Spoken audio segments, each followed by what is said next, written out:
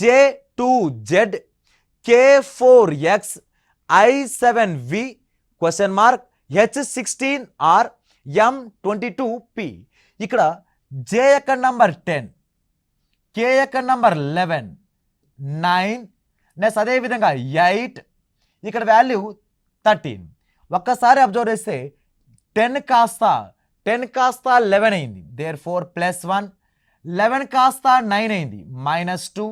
There four ఇక్కడ value ఎంత increase అయిందంటే +5.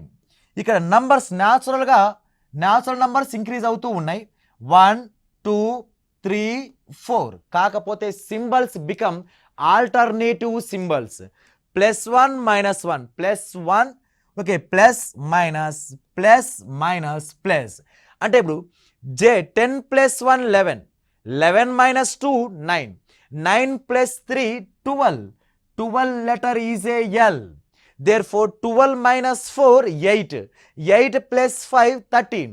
అంటే numbers will be increased, naturally increased, natural number will be increased, but symbol will be alternatively +,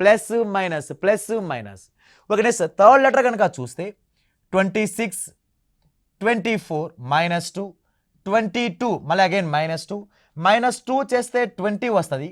20 యొక్క letter ఎంత అంటే T. దేర్ ఫోర్ LT అనేది మనకు సరిపోయింది. ఇప్పుడు మనకు నంబర్ సిరీస్ అబ్జర్వ్ చేస్తే ఇక్కడ 18, ఇక్కడ 16. నంబర్ సిరీస్ చూస్తే 2 become 4 +2, 4 become 7 +3, నెక్స్ట్ 16 become 22 + 6. అంటే 2, 3, next 1 4 will be added, okay.